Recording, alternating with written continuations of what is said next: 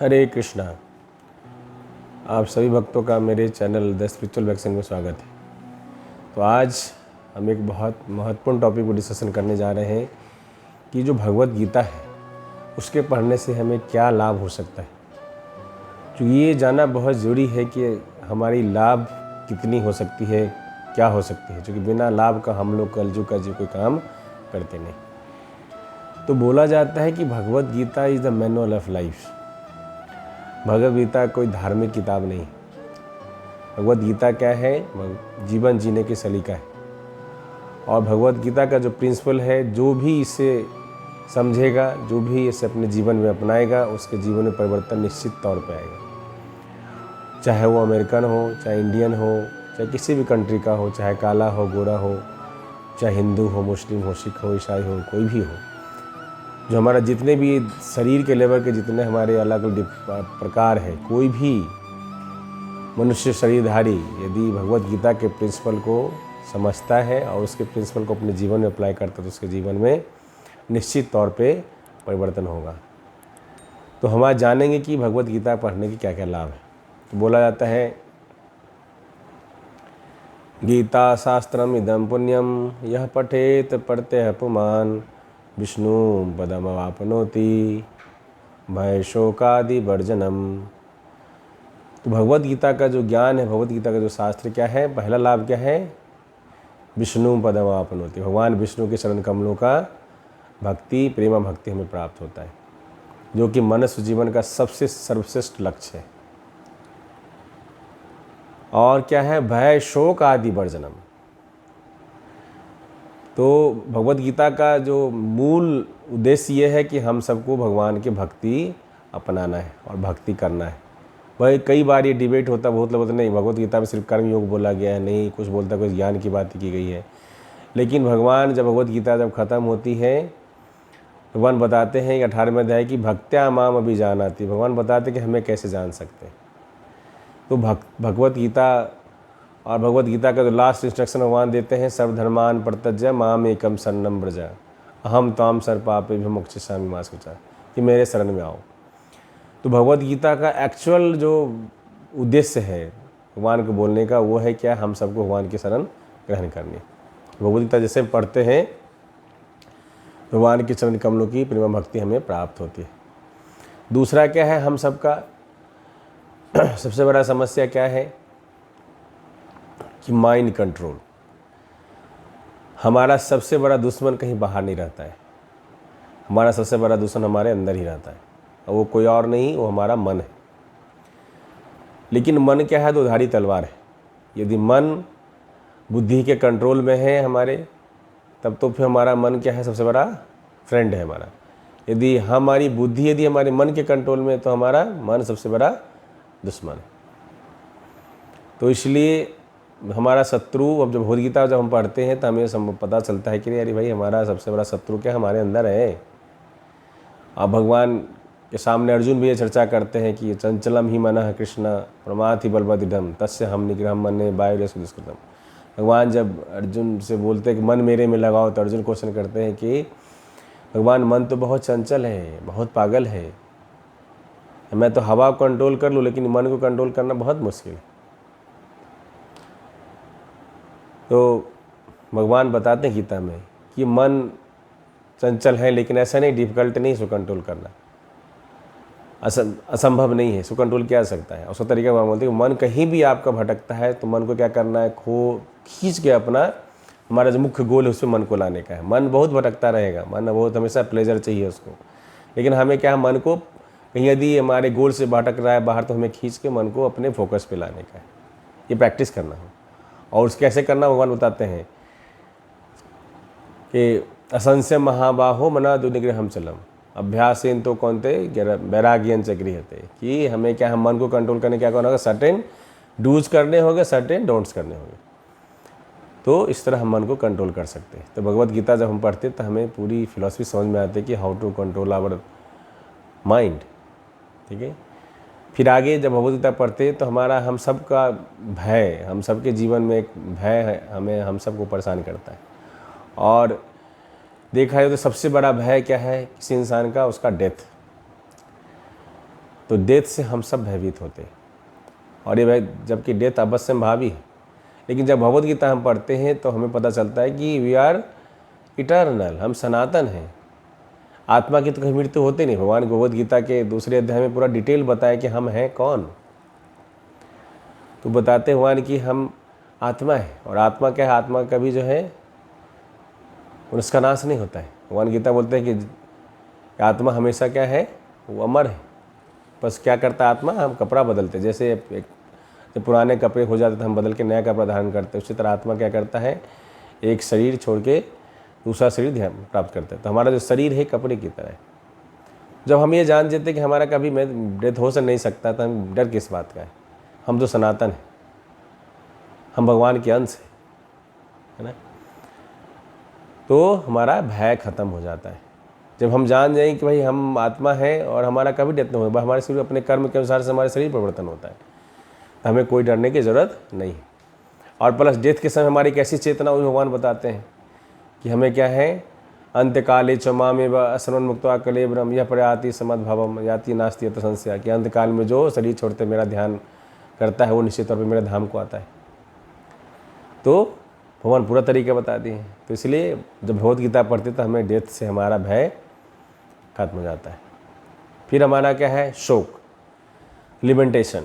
हमारा क्या है, हमारे पास्ट की चीज़ों के लेकर हमेशा हम परेशान रहते हैं। हम हमेशा क्या है, तीनों प्रकार के टेंशन में रहते हैं। तो पास्ट टेंस से हमारा क्या होता है, शोक होता है, लिमिटेशन, कि मेरे साथ ही क्यों ऐसा हुआ, सब तो मज़े में है, मैं ही कष्ट में क्यों हूँ। फ्यूचर से हमें फियर होता है, कहीं फ्यूचर में मेरा कहीं जॉब ना चला जाए, फ्यूचर मेरे कहीं मेरे साथ कोई ट्रेजेडी ना हो जाए, मेरा एक्सीडेंट ना हो जाए, उस लोग डरे रहते हैं।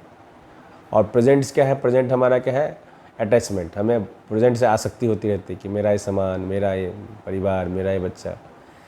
इस प्रकार हम हर अलग अलग टेंशन में रहते हैं। लेकिन जब भगवद गीता हम पढ़ते हैं तो हमें समझ में आता है कि हमारा फ्यूचर का, हम सबका गोल क्या है, और हम सबका गोल क्या है, बस भगवत धाम को जाना है। हम जो भी कार्य कर रहे हैं उसको करते हुए इस जीवन को इस तरह से ट्रेनिंग कर दें कि हमें अंत समय में हम भगवती चेतना के भगवान का ध्यान करते हैं, अपना शरीर हम छोड़ें।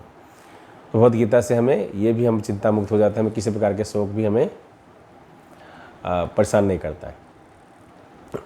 दूसरा क्या है, जब भगवद गीता पढ़ते हैं तो हमारी सबसे कुछ टेंडेंसी होती है ईर्ष्या करना। आजकल देखा जाए तो समाज में ऐसा है कि किसी के कोई अपना दुख से उतना परेशान नहीं जितना कि पड़ोसी के सुखी से परेशान है। तो हम सब में ईर्ष्या की टेंडेंसी है कि अरे वैसे कैसे, वो हमसे आगे कैसे बढ़ गया, है ना, वो बहुत मज़े में, हम परेशानी में, हमारे जैसा तो है। तो हम सबको ये समझ, जब भगवद गीता हम पढ़ते तो हमें समझ में आता है कि हम सबका अपना एक कर्म का बॉक्स होता है। हम अपना कमाई लेके आते हैं और कमाई लेके जाते हैं। तो जो भी ज़िंदगी में मज़े कर रहा है या कष्ट भोग रहा है, सबका क्या है, अपना उनके पाप और पुण्य का जमा पूंजी। तो जिनके बैंक अकाउंट में जितना पैसा होगा उतना मज़े करेगा, नहीं पैसा उतना परेशान रहेगा। तो भगवद गीता से हमें समझ में, हमको और भी समझ में आता है कि हम सब क्या इम्पावर्ड सोल है। भगवान हमको इम्पावर्ड किए हुए हैं हमारे कर्म के अनुसार से, और हमारे पुण्य पाप का जो बैलेंस शीट उस अनुसार से हम सबको एक पावर दी गई। तो कोई भी यदि बहुत अच्छा कर रहा है तो मतलब भगवान की विशेष कृपा है तभी अच्छा कर पा रहा है। क्योंकि सिर्फ कोशिश करने से कोई महान नहीं होता है, हमेशा कोशिश और कृपा जो है दोनों जरूरी है। कोई यदि बोल दी मैं सिर्फ कोशिश करके बोलते, अक्सर सुनते हैं कि कर लो दुनिया मुट्ठी में, नहीं, ऐसा नहीं है। हमेशा कृपा और कोशिश दोनों चाहिए। भगवान देखते जब भी कोशिश कर रहा है तो कृपा भी देते, साथ में कोई आदमी सफल हो जाता है। तो इस तरह से हमें ईर्ष्या द्वेष से भी बचना चाहिए। और भगवान 12वां अध्याय बोलते कि भगवान मुझे कौन प्रिय है। तो जितने भी डुअलिटी जैसे भगवान बचने को बोलते हैं, और जो इस डुअलिटी से बचता है, हर स्थिति में संभाव रहता है, वो भगवान को ज़्यादा प्रिय है। और भगवान बोलते कि मेरे पास आने के क्वालिफिकेशन क्या है, निर्माण मोहा जित संग दोषा अध्यात्म नित्या विनवीर्त कामः द्वंद्वेर विमुक्त सुख दुख संगे गच्छन्ति अमूढ़ा पदमाभ्यम तत्। भगवान बताते हैं क्वालिफिकेशन कि हम भगवत धाम कैसे जा सकते हैं। ये 12वां अध्याय भगवान बताते हैं कि हम सबको क्या हो चाहिए, निर्माण मोहा जित संग दोषा। 15वां अध्याय में बताते हैं कि हम सबको किसी ढंग के मान सम्मान के लिए परेशान नहीं होना चाहिए, हमें मान देने के लिए हमेशा कोशिश करना चाहिए। भगवान बताते हैं कि जो झूठी प्रतिष्ठा, मोह तथा कुसंगति से मुक्त है जो शाश्वत तत्व को समझते हैं, जिन्होंने भौतिक काम को नष्ट कर दिया है और जो सुख तथा दुख के द्वंद्व से मुक्त है और जो मोहरहित होकर परम पुरुष के शरणागत होना जानते हैं, वे उस शाश्वत राज को प्राप्त होते हैं। भगवान बताते हैं कि कौन मेरे राज को प्राप्त हो सकता है। फिर जब भगवद गीता हम पढ़ते तो हमें शांति का फॉर्मूला मिलता है। 5 पॉइंट भगवद गीता चैप्टर 5.29 में 5वां चैप्टर का 29 वर्ष में भगवान बोलते हैं, भुक्ताराम यक्तम साम सर्वलोक महेश्वरम सुहृदम सर्वभूतानाम ज्ञाता माम शांति मिर्सति। क्योंकि भगवान शांति का फॉर्मूला देते हैं। कौन शांत रह सकता है? जो समझता है भुक्ताराम यक्तम साम। जो सभी यज्ञों का स्वामी कौन है? भगवान Krishna. He is the top most enjoyer, सर्वलोक महेश्वरम। तो अल्टीमेट भगवान है क्या है? अल्टीमेट एंजॉयर है। और भगवान क्या है? ऑल प्रोप्राइटर है, सबके मालिक हैं। ईशावासम इदम सर्वम। जितने जगत में आपको जड़ चेतन जितना चीज दिखता है, सबके मालिक कौन है? भगवान है। लेकिन उसके बावजूद भी क्या है? सुहृदम सर्वभूतानाम। सभी जीवों का सुहृद है, टॉप मोस्ट वेल विशर है। सिर्फ हिंदू का नहीं, सिर्फ मानव का नहीं, सबका 84 लाख स्पीसीज का, कुत्ता बिल्ली सांप पेड़ पौधा, हिंदू मुस्लिम सिख ईसाई इंडियन पाकिस्तानी बंगाली, सबका भगवान बोलते हैं कि सबका क्या है? शुद्ध है। तो जो ऐसा समझता है कि God is all proprietor, God is all enjoyer and he is our top most well wisher, वो really they are in peace. वो सबसे पीसफुल कंडीशन में रहता है। भगवान दूसरा अध्याय बोलते हैं कि जिसको शांति यदि नहीं है, उसको सुख की प्राप्ति असंभव है। दूसरा भगवान बताते हैं कि जो सुखी होना चाहता है उसके लिए शांति कंपलसरी है। और दूसरा अध्याय के 66वें भगवान बोलते हैं कि जो कृष्ण भावनामृत में परमेश्वर से संबंधित नहीं है, उसकी न तो बुद्धि दिव्य होता है, न ही मन स्थिर होता है, जिसके बिना शांति की कोई संभावना नहीं है। और जो शांति के बिना, जो अशांत है, जो शांति के बिना है, उसको सुख कैसे मिल सकता है? तो शांति का फॉर्मूला है, जब हम शांति होंगे तभी हमें सुख मिलेगा। हम सब आजकल हर जगह सुख खोजना चाहते हैं कि कहीं से हमें खुद सुखी मिल जाए, लेकिन क्या है, इस संसार में जब तक हमें शांति नहीं मिलती, हमें सुखी की प्राप्ति नहीं होगी। तो भगवद गीता से हमें क्या है, ये जानकारी मिलती है कि हमें कैसे सुख और शांति प्राप्त करना चाहिए। भगवद गीता हमें बताती है कि हम हैं कौन। देखा जाए तो सबसे बड़ी हमें दुर्भाग्य की बात है, हम सबको पता ही नहीं कि हम हैं कौन है। हमको लगता है हम डॉक्टर हैं, तो हम IAS है, तो हम नेता हैं, तो हम पॉलिटिशियन हैं, हम बिजनेसमैन हैं। तो हमको ये रियलिटी पता नहीं कि हम आत्मा है और हम भगवान के अंश हैं।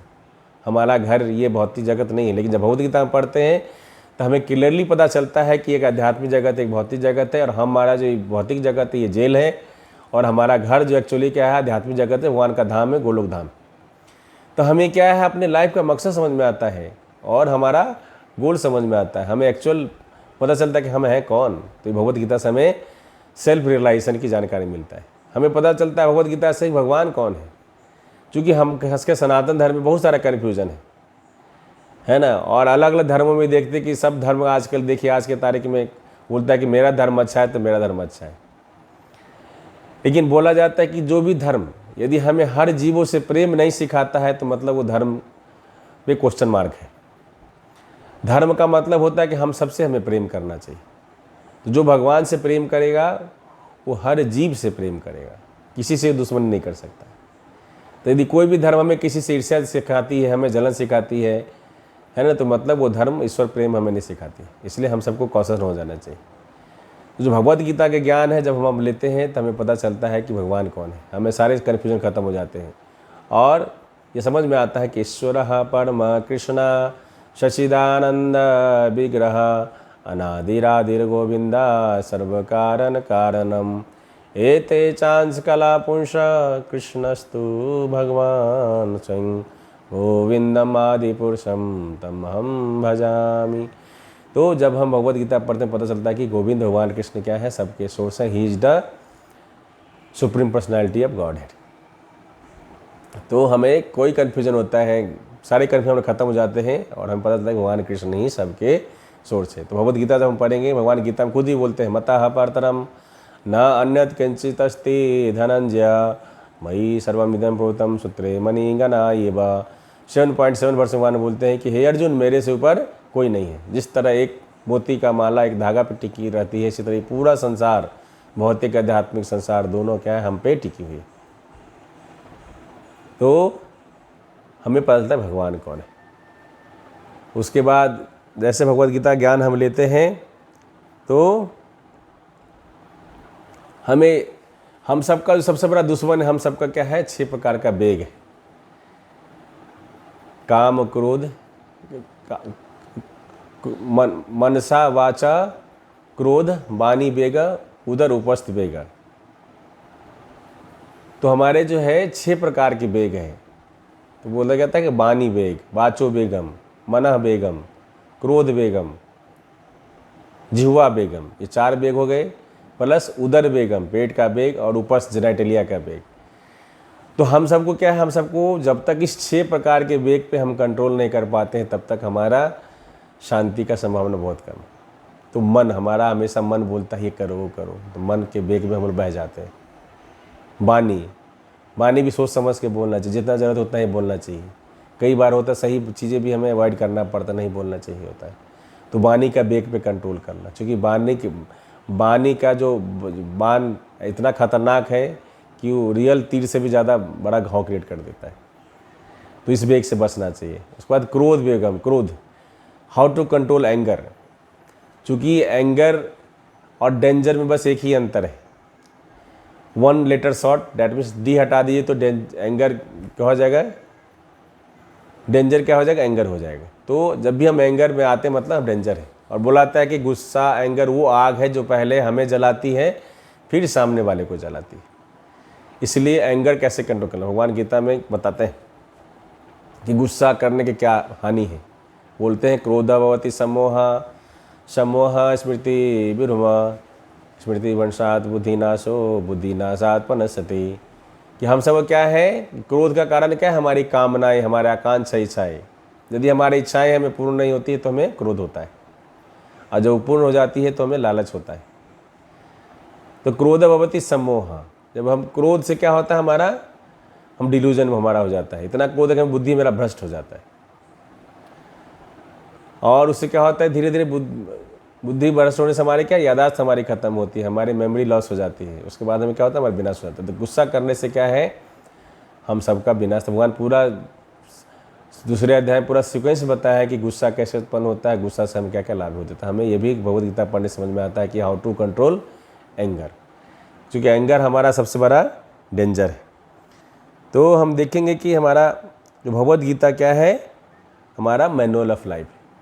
भगवद गीता के बारे में बोला गया है कि भगवद गीता वो साइंस है जो हमें कैसे, how to deal with reversals of life. चूँकि हम सबको पता है हमारे जीवन में समस्या तो आनी है, हम कहीं भी चले जाए हमें जो हमारी समस्या है उसको सामना ही करना पड़ेगा। इसीलिए भगवद गीता का ज्ञान हम सबको, जो हम जब जीवन के रिवर्स फेज में होते तो हम सबको हिम्मत देती है और हमें बताते कि हम हैं कौन, हम किन के हैं, हमें कॉन्फिडेंस देती है, हमें रास्ता दिखाती है भगवद गीता।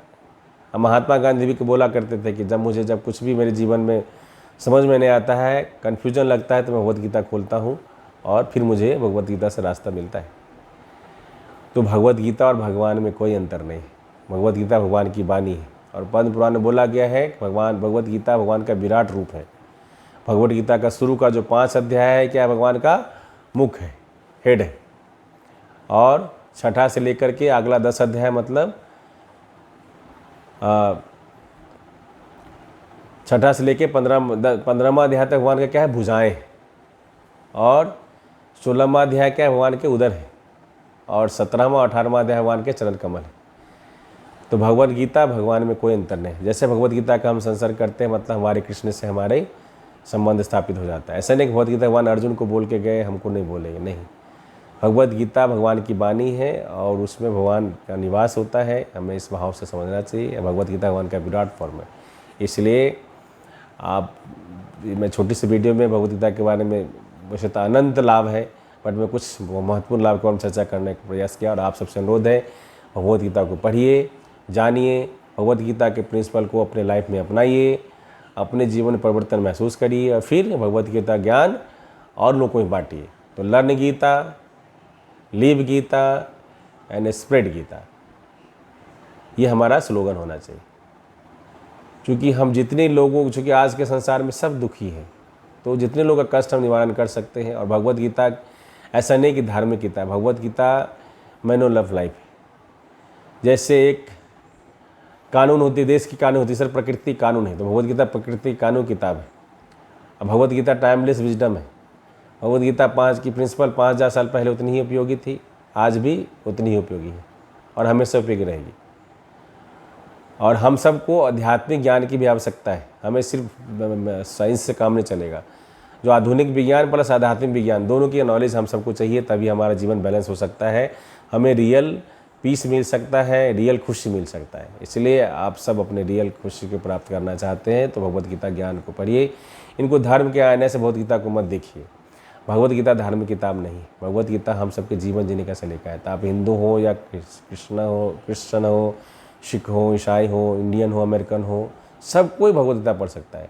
जो भगवान गीता में क्या बोलते हैं, पिता हमस जगतो माता धाता पितामह वेद्यम पवित्र ओंकार ऋक्षाम जुरेव च सर्वयोनिषु कौन्तेय मूर्तय समवंतिया तासाम ब्रह्मत योनि अहम बीज प्रदापिता। भगवान बोलते हैं मैं सभी का बीज प्रदापिता हूँ। I am the seed giving father of each and every living entity. 84 lakh species की बात करते हैं भगवान। भगवान सिर्फ हिंदू की बात नहीं करते गीता में, भगवान सिर्फ मनुष्य की बात नहीं करते, सिर्फ इंडियन की बात नहीं करते। भगवद गीता भगवान बोलते कि 84 लाख योनियाँ जो है मैं सब का पिता हूँ, चाहे चींटी हो, चाहे पेड़ पौधा हो, आदमी हो, जल जीव हो, सबके माता पिता कौन है, भगवान कृष्ण। इसलिए हम सबको भगवद गीता के ज्ञान को धर्म के दायरे में रख करके इसके लाभ से अपने आप को वंचित नहीं रखना चाहिए। आप सबसे अनुरोध है, आप भगवद गीता ज्ञान को पढ़िए, अपने जीवन को सार्थक बनाइए। Hare Krishna Krishna Krishna Hare Hare, Hare Ram Ram Ram Hare Hare. All glory to Srila Prabhupada की जय। निताई गौर प्रेमानंदे। हरि हरि बोल।